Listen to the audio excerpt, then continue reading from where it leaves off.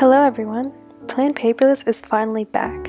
In the past 2 months, I've gotten married to the most amazing human being on the planet, gone on a 4-week-long honeymoon, which was so amazing, and moved across the continent to live with my husband.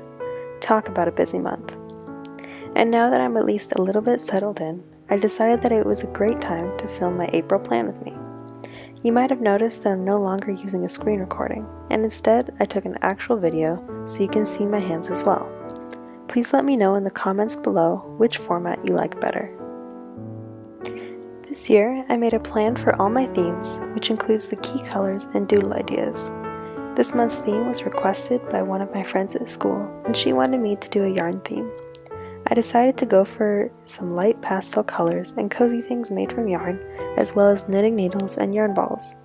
I originally wanted to do a large yarn ball for my cover page, but this half-knit scarf or sweater or whatever it's going to be turned out a little better than what I was originally planning.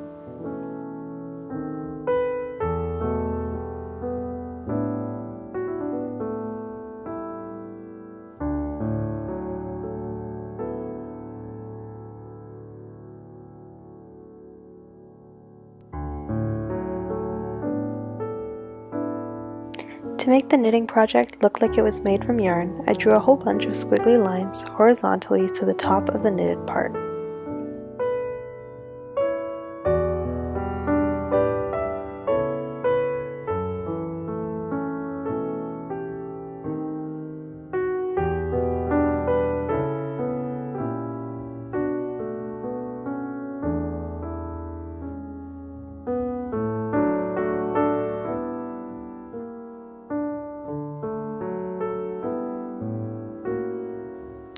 To incorporate my color scheme, I drew more squiggly lines, alternating colors in a blue to pink sort of ombre pattern.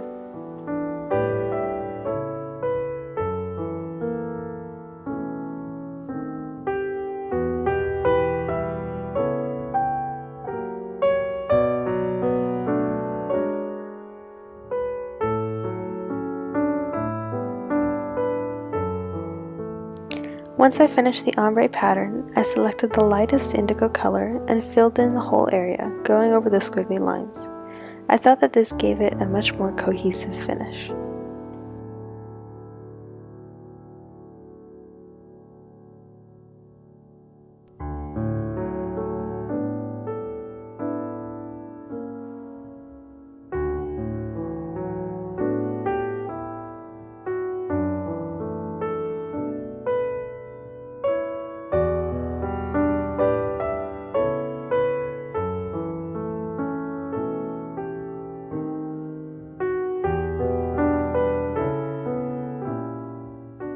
I colored in the needles a light gray and then resized everything on the page to fit better and be centered.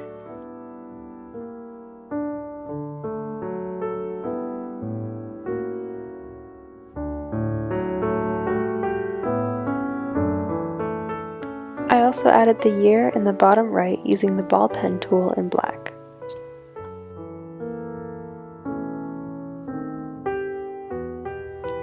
The last thing I did on this page was to use the highlighter tool in the same colors as before to give the month's title a colored drop shadow. I also used the highlighter tool to outline the year as well.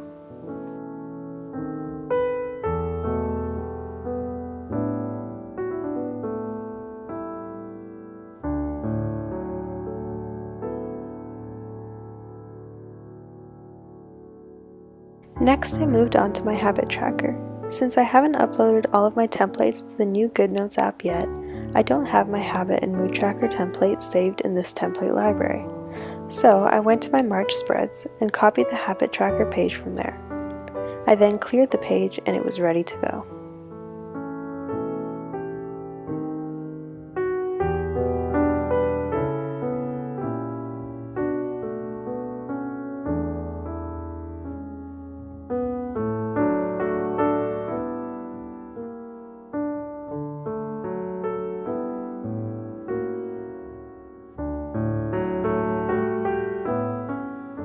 I decided to keep this spread very simple since I feel like the color scheme is just so calming and minimal. So I used just those 5 colors and I didn't create any doodles onto this spread.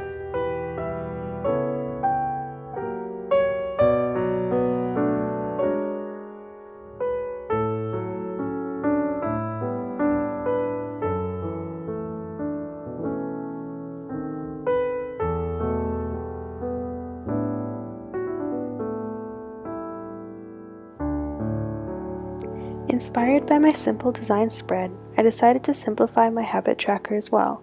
I combined a few of the habits and eliminated a few of the others.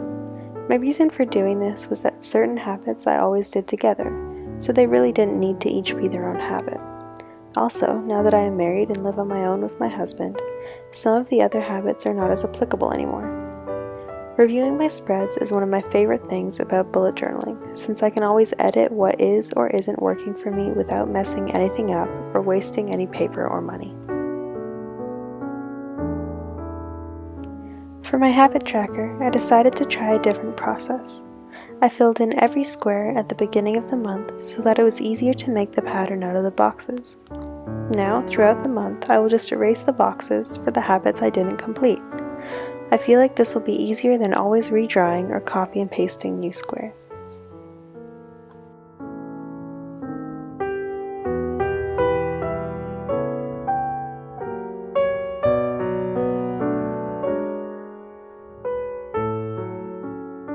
Now that my habit and mood trackers are complete, I moved on to my gratitude log. I used the new brush pen feature of GoodNotes 5 to create the title, like I did for the main title page as well. This brush pen feature is probably my most used new feature of GoodNotes 5, and probably the biggest improvement in the app. If you would like me to do a review of GoodNotes 5, let me know in the comments below.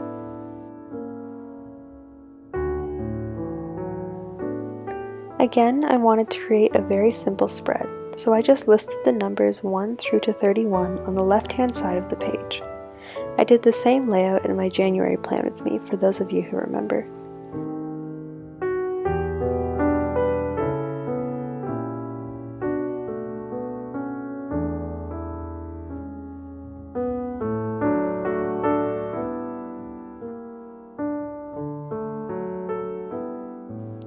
I decided to incorporate the big ball of yarn on this page, copying the original doodle that was in my theme planner.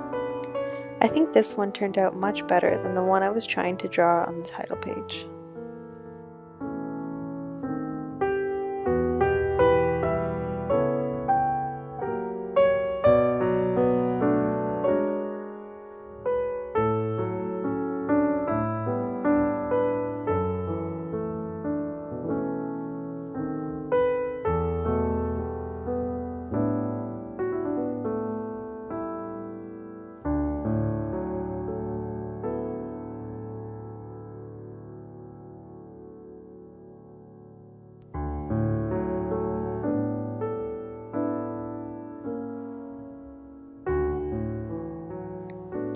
I colored in the ball of yarn using those same 5 colors, alternating in a pattern for the loose strand, and then just going to town with streaks on the yarn ball. I think the overlapping of colors made it look like there were more dimensions than just lines drawn in a circle.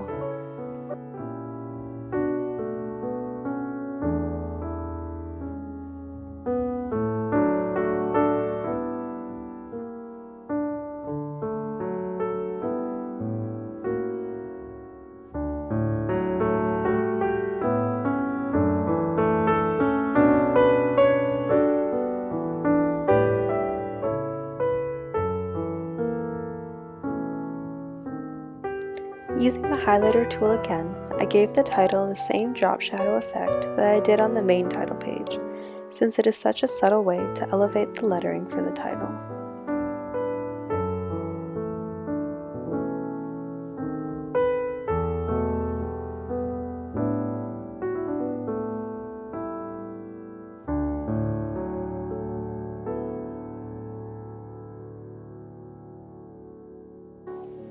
The last thing that I did was take one of the doodles from my theme plan and copy it onto the spread a few times.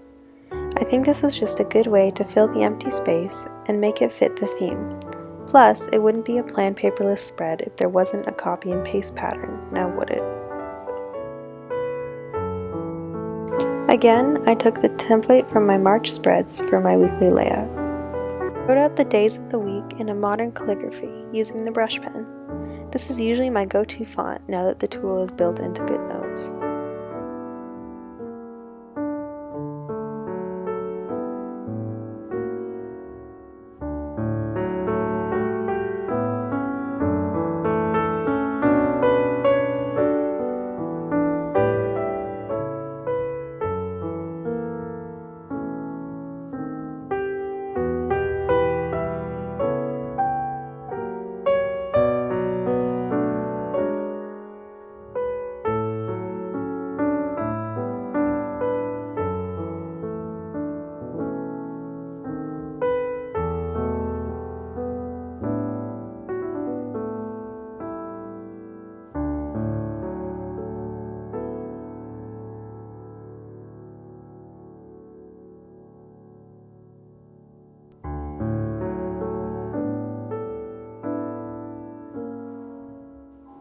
I decided to color in each title box with my theme colors, starting with pink and moving along the color wheel to the light blue. In the weekend boxes, I used a light gray since I have only 5 theme colors and 6 boxes.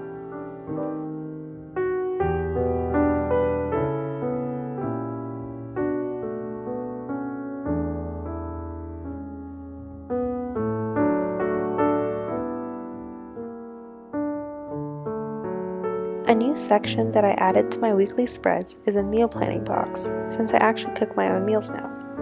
I'm hoping that I will actually use this section so that my husband and I can eat healthy and buy groceries efficiently. If you have any tips for meal planning, let me know in the comments.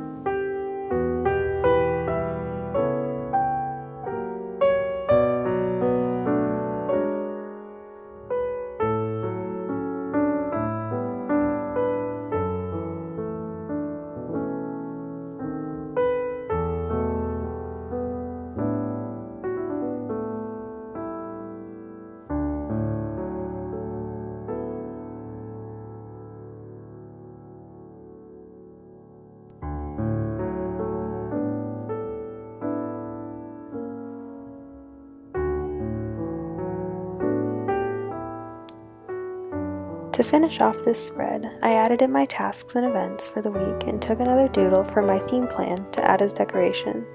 I love the way this knit toque looks with the spread.